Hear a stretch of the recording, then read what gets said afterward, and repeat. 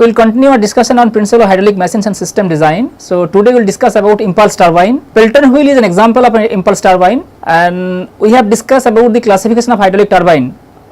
If you can recall that the turbine and pumps all are turbo machines, but based on the direction of energy conversion we call it pumps, and it absorbs energy, mechanical energy, and the mechanical energy is stored is converted to the to increase the stored energy of the fluid in terms of either in terms of velocity or pressure, or whenever we are utilizing the potential energy of the fluid to the kinetic energy, rather by rotating, by moving or by rotating a rotor of a turbo machines, then it is turbine, that is the prime mover, it is absorb energy. So whenever we are utilizing the potential energy of the fluid and we are converting that potential energy to the rotational rotational energy, rather to be precise kinetic energy of the rotation, and then we can rotate rotor of a turbine and we get power, because as I discussed that the rotor of the rotor and the alternator both are mounted on a common shaft. So when rotor is rotating of a turbine and then alternator also generator also rotating, and we are getting electricity. Now question is that is very important, that based on the direction of energy conversion we call it pump, when it absorb, when mechanical energy is converted to increase the stored energy of the fluid either in terms of pressure and velocity, while when you are utilizing the potential energy of the fluid which is stored in the reservoir to increase the kinetic energy of rotation, then probably you can rotate the rotor of a turbine and we get electricity. And we have defined based on the that is very important, that we have discussed that whenever we are utilizing the potential energy, stored energy in the reservoir, that means head, which is available. So depending upon the head available, which varies from 500 meters to 1000 meter, or even sometimes 2000 meter, to handle such a wide range of head, hydraulic turbines are classified into two broad categories. One is impulse turbine and another is reaction turbine. That is what we have discussed in the last class, that impulse turbine example is a Pelton wheel. It was to honor the name of American engineer Lester A. Pelton. The name is Pelton wheel. Basically it's a kind of impulse turbine and which utilizes a higher head, because to get say if you would like to get some particular amount of electricity or particular amount of power from a hydro turbine power plant, then we need to have higher head for a Pelton or impulse turbine, but we can have the same amount of energy if we install a reaction turbine, but without for a minimum amount of head. So that is what is important. So as I said, that depending upon, based on, rather to handle such a wide range of head which varies from 500 meter to 2000 meters, turbines are classified into two broad categories, impulse turbine and reaction turbine. Then reaction turbine is further classified into two subcategories, that is axial flow and radial flow. And that is what we have discussed, that axial flow is sometimes again classified into two categories, adjustable blade and fixed blade. Adjustable blade is essentially Kaplan turbine, and fixed blade are propeller turbine, and also you can have radial flow, that is Francis turbine. So today we will discuss about impulse turbine, and a common example is Pelton wheel, and what are the components of the Pelton wheel and how we are utilizing the head and how we are getting energy, rather maybe we are supplying energy, we are giving energy input to the rotor, and from there we are getting some energy output. So that is why we can define one efficiency and how the Pelton wheel works. And we have probably discussed that in an impulse turbine there is no change in pressure. That is I can tell that in an impulse turbine, in a reaction turbine, pressure gradually changes as the fluid flows through a runner of the turbine, but there is virtually no change in pressure whenever fluid is flowing through the rotor of an impulse turbine. So that is what we have discussed in the last class. So today we will take an example of Pelton wheel and we will try to figure out how it works, and then we try to figure out the mathematical expression. So first let us draw the schematic of a Pelton wheel. It is very important, and that is what I will discuss, that how total energy, stored energy of the fluid which is stored in the reservoir is getting converted into the kinetic energy of rotation. And as I said that practically no change in pressure as fluid flows through the runner of the turbine. So but in reaction turbine completely different, because pressure gradually changes as the fluid flows through the runner of the turbine. So if we now draw the schematic of a Pelton wheel and what are the components, that is what we will discuss today. So sometimes it is known as hydro turbine. So in a hydel power plant or hydraulic power plant, hydro turbine is a very important component. So if I try to draw the schematic, and the main components of hydraulic power plant are normally, what are those? So before I go to discuss about Pelton wheel, let us first revisit, I mean what are the, rather let us first discuss about the main components of a hydraulic power plant which are important to operate the entire system. So I am writing the main component, the main components of a hydraulic power plants are, what are those? Number 1, we need to have a reservoir and dam with its control, because without reservoir we need to store energy in a reservoir, and then we are allowing the fluid to fall from the reservoir through certain arrangement, and then it will strike the runner. By how it will strike, and the striking arrangement differ from one turbine to other turbine. In one case we have nozzle, other case we do not have nozzle. So we will discuss that how it is, the fluid energy, stored energy is getting converted to the kinetic energy of rotation. So now one will have a reservoir, that is very important, and dam with its control, because we should have controls with its control. Number 2 is very important. As I said you that, okay, we are having stored fluid in the reservoir, then water is allowed to fall from the reservoir to the hydraulic at the inlet of the turbine, and that is the water is conveyed through certain arrangement, and one special arrangement is known as penstock. So we should have penstock, essentially a penstock and its control is very important. We should have control. So penstock is a basically arrangement through which we can convey water from a reservoir to the inlet of the turbine. So this is penstock and its control. Then 3 is powerhouse containing hydro turbine and generator.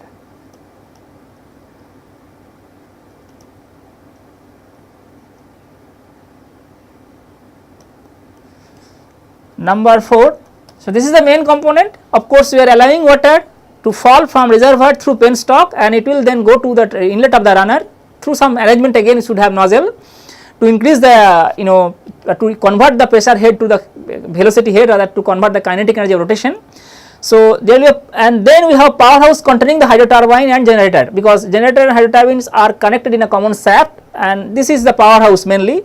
Number 4 is tail water channel. Tail water channel or tail race level, tail water channel is very important, because when water is allowed to move through the passage of a rotor, then of course we need to collect the water and we can recycle it, because it is not always possible that we should have sufficient amount or rather abundant amount of water. So we can recycle it, and we are collecting water in a special arrangement which is known as tail water channel.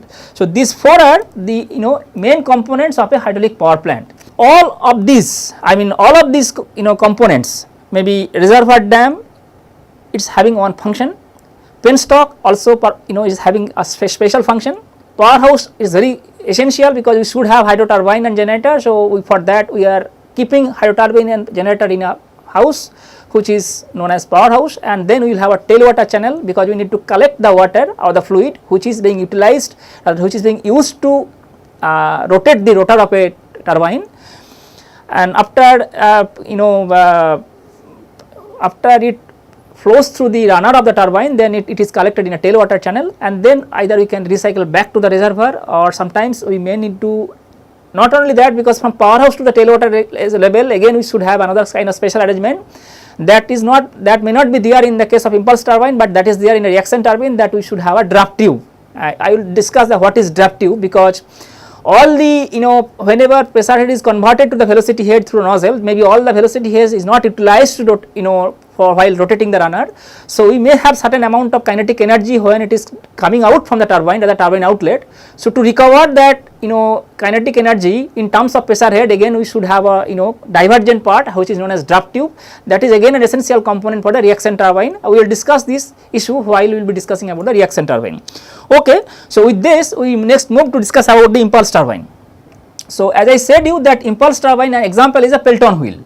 So example is Pelton wheel, which was first the name is given to honor the name of American engineer, that is Lester A. Pelton. So Pelton wheel is an example of impulse turbine. So if I draw the schematic, it is very important to draw the schematic how it works. So I will now draw the schematic. Suppose this is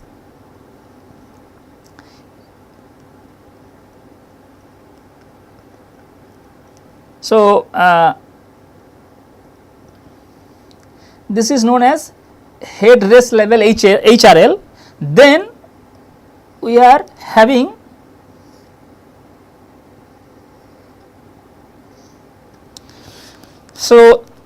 then this is penstock, and then this is allowed to take. So if I now draw the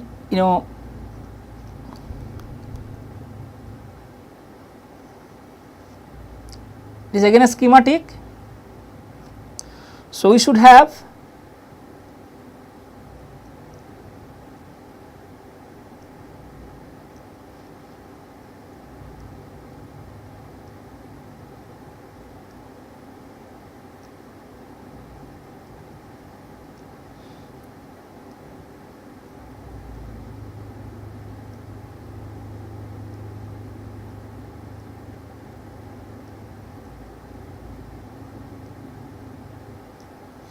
so this is the wheel, I mean we will discuss in details. Now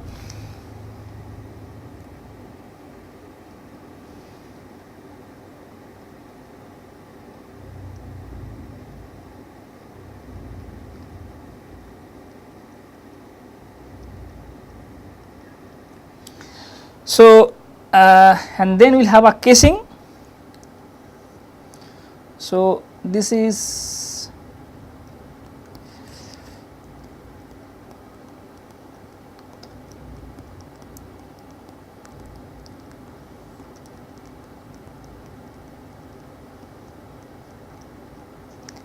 normally open to atmosphere.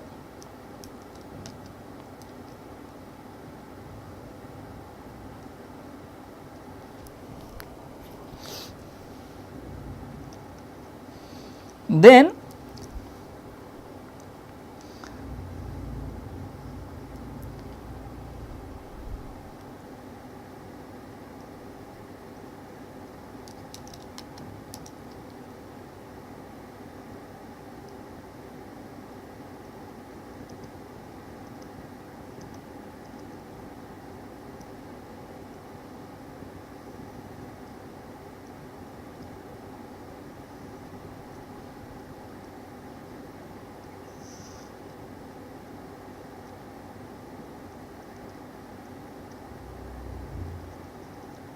so this is nozzle,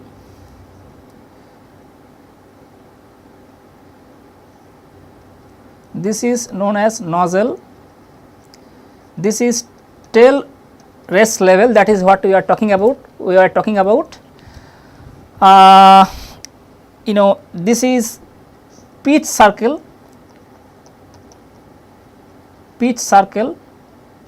and these are buckets, all buckets, and this is of course casing. So we call it, this is penstock, through which we are taking water from a reservoir to the inlet of a turbine through nozzle. Now, so this is the gross head available because this is TRL. So this is TRL, and this is the this is called H gross head available, and we will have certain amount of loss So, we will have certain amount of loss, and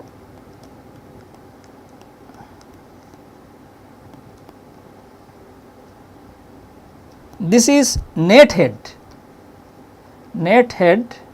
say H available on wheel, net head available on wheel,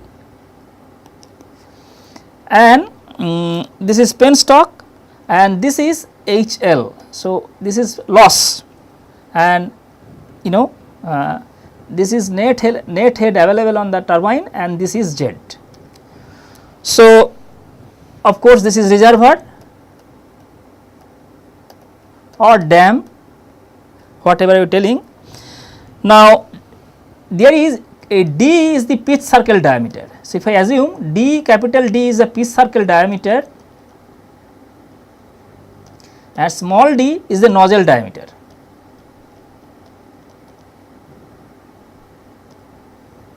So, capital D is the pitch circle diameter, small d is the nozzle diameter, because if I draw if I take out this, so this is the nozzle, that are actually nozzle diameter, so Z is coming. So, this is small d, this is small d, and the d by small d, which is known as jet ratio. This is jet ratio, sorry, capital D by small d is known as jet ratio. So, this is essentially a layout of a Pelton turbine plant, Pelton layout of a hydraulic power plant,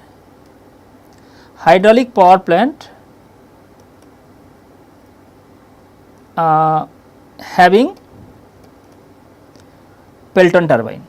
So, this is the layout of a hydraulic power plant having Pelton turbine. Of course, we need to write HRL, which is known as head race level, and TRL, this is known as tail race level. So, normally these two are used while you are discussing about the hydraulic power plant.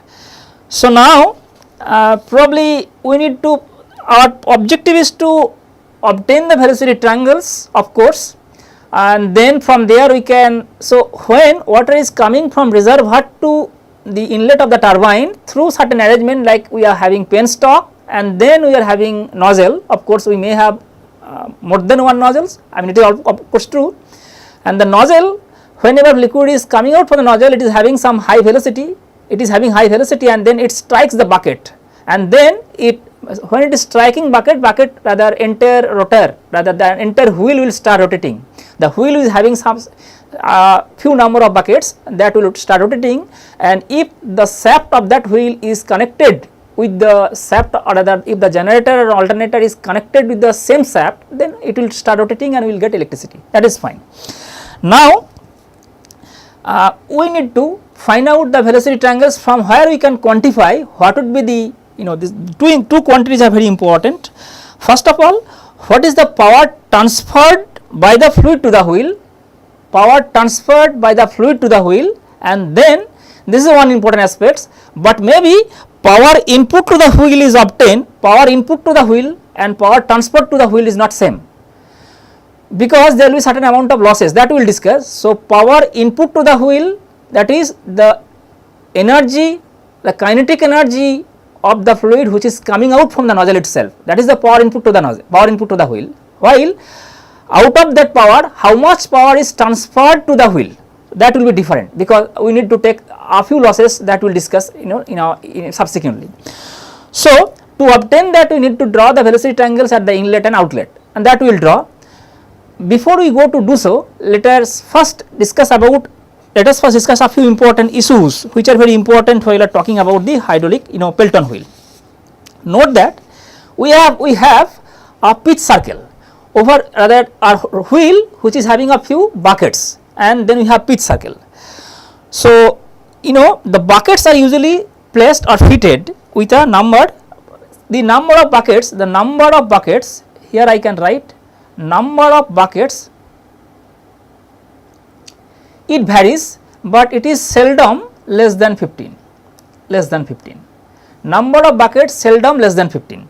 So, they are evenly spaced, which are and shape is double hemispherical shaped.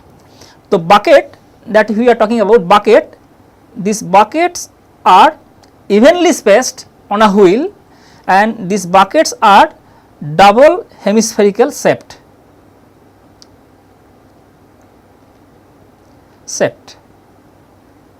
So, buckets are placed on a wheel and it is having hemispherical shape and they are mounted in such a way that whenever jet is coming out from the nozzle, it directs the jet along the tangent to the, whenever jet is coming out from the nozzle, the jet is directed towards the bucket. So, there might be more than one nozzles, maybe 2 nozzles, 3 nozzles normally, so 4 nozzles. So, whenever jet is coming out from the nozzles, one or more nozzles are normally mounted so that nozzle will direct a jet along the tangent of the circle.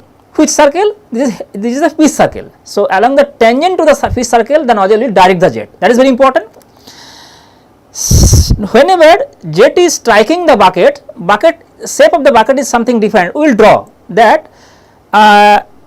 So, let us now first draw the shape of the bucket again.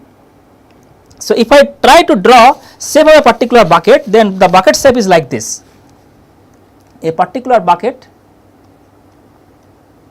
if I try to draw, then bucket shape is like this.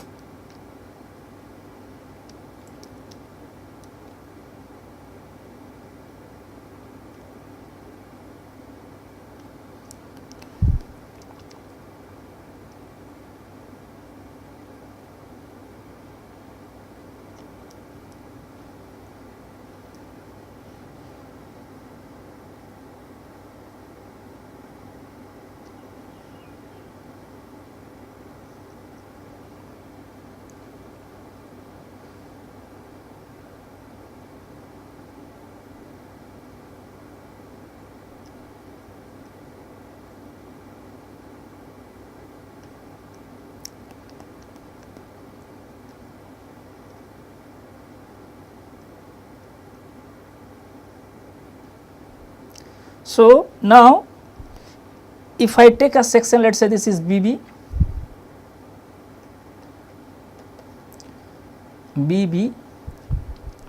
and this is AA. So, if I draw the section A looks like this.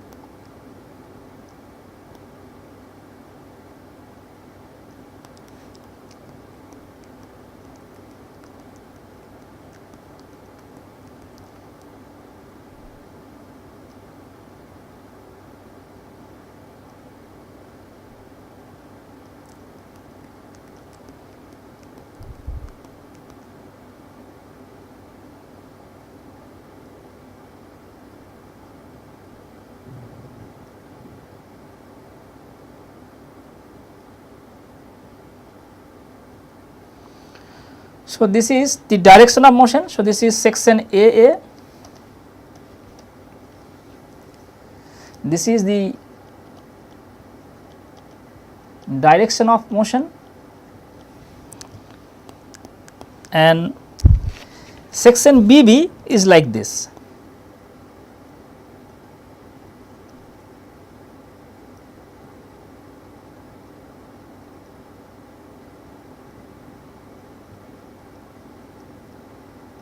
So, this is section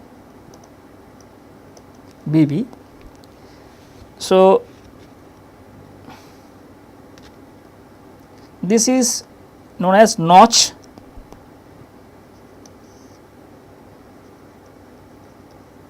this is notch, and we are having one splitter ridge. So, this is known as splitter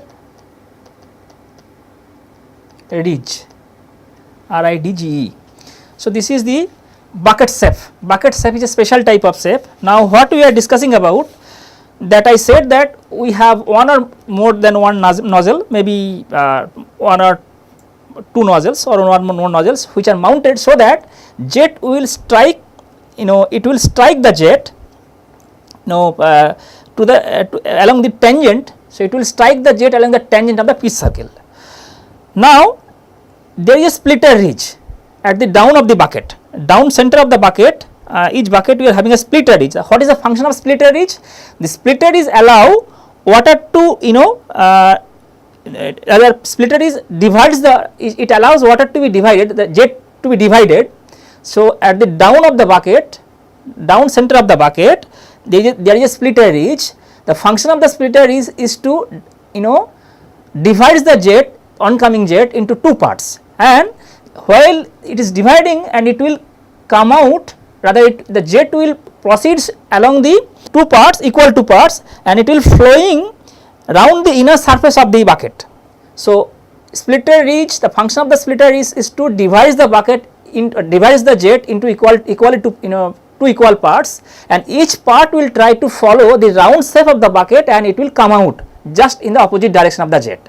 So, that means whenever nozzle is striking the bucket and there are one or more than one nozzles and is directed to strike the jet along the tangent of the pitch circle, and there is a splitter ridge. Function of the splitter ridge is to divide the incoming jet into two equal parts, and each part will try to flow, rather it will come out from the bucket following the round shape and in the opposite direction of the incoming jet. This is true. Now, there is a notch. So, what is the function of notch? Notch is provided at the outer rim of the bucket, which provides the jet to. So, as I said you, splitter ridge, very important. Splitter ridge. What is the function of splitter ridge? That it allows, rather it divides the jet into two equal parts, and the two equal parts it divides, and then the jet flowing, the jet rather fluid coming out from the bucket round the inner surface and in the opposite direction of the bucket and in the opposite direction of the original jet, rather inner surface almost in the opposite direction of original jet. So, this is very important. So, we have a splitter ridge function of. So, we have bucket is a special shape we have discussed here. There are one or two nozzles which are mounted and it will direct the jet along the tangent of the pitch cycle diameter and it will strike the bucket. So, there is a splitter ridge in the bucket. The function of the splitter ridge is that the incoming jet which is coming from the nozzle, it will try to divide the incoming jet into two equal parts, and then each jet will follow the round shape of the inner surface, round shape which is there in the inner surface of the bucket, and it will try to come out from the bucket almost in the opposite direction of the original jet. Fine. And there is also notch. What is the function of this notch? Notch is provided at the outer. This is provided. So, this is notch is provided at the outer rim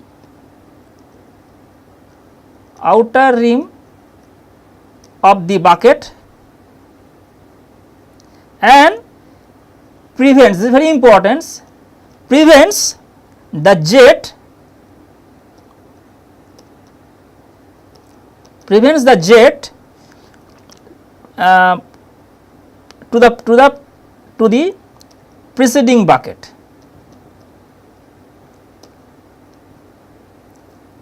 being intercepted too soon.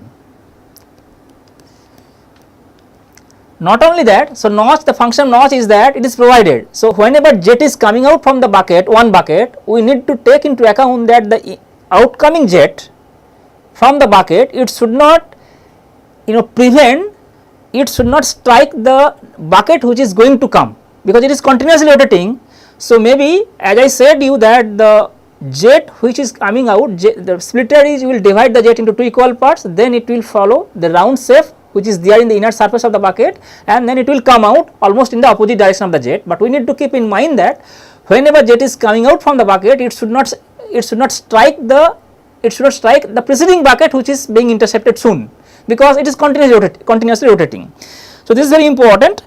Not only that, this notch is also provided, it also avoids the deflection of the fluid towards the center of the wheel as the bucket first meets the jet. So, is the first function. Second function is, this is the first function. Second function is that it avoids the deflection of the fluid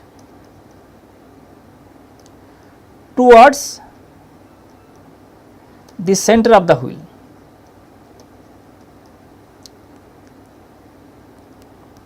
As the bucket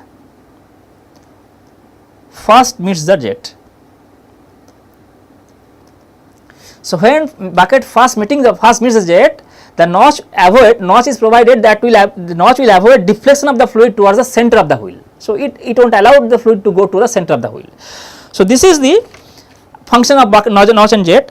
Now, question is the maximum change of the momentum of the fluid, and hence the maximum force driving the wheel round would be obtained. Now, from this it is clear that if the deflection angle becomes 180 degree, then we have maximum change of momentum of the fluid, and of course, maximum force that the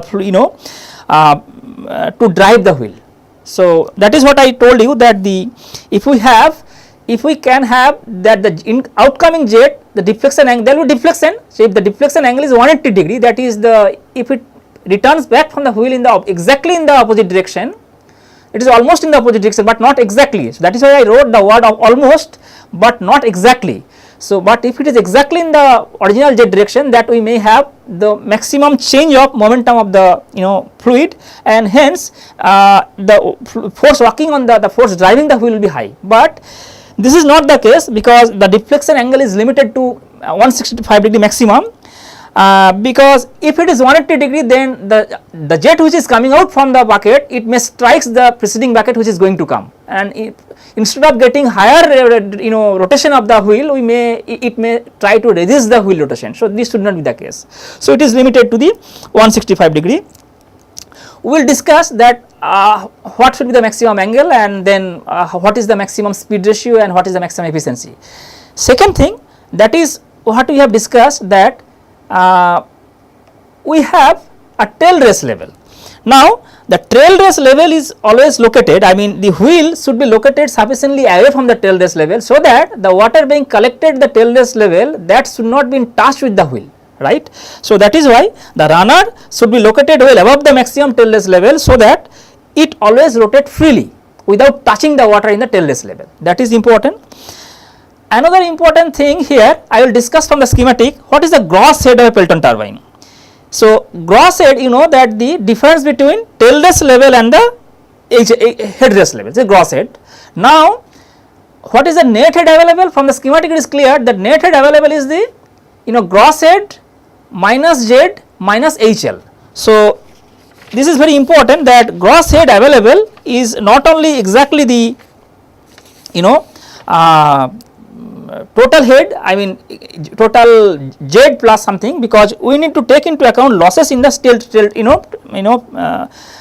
penstock, that will losses. So, HL is a losses in the penstock. So, if we take that effect frictional losses into account, then net head available is the gross head. So, if I write that here, that what is the net head? So, net head available on the wheel or to the wheel, rather it is very important that net head available on the wheel is equal to H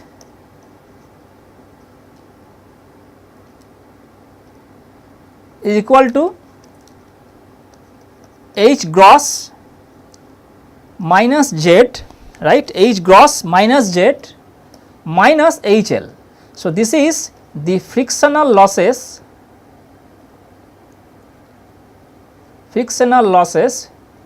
in penstock.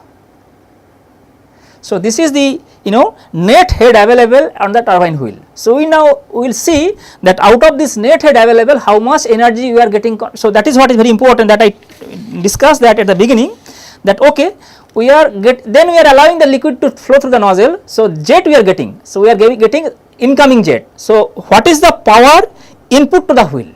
That is obtained from the kinetic energy of the jet. So, power input to the wheel is the kinetic energy of the jet that is coming out from the nozzle, but out of this power input to the wheel, what is the amount of, rather how much fraction of power is being transferred to the wheel, that may not be different. So, power input to the wheel and power transferred to the wheel is not equal because of some losses.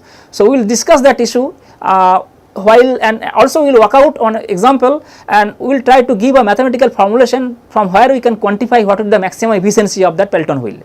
So, we will discuss that aspect in the next class. I stop here today. Thank you very much.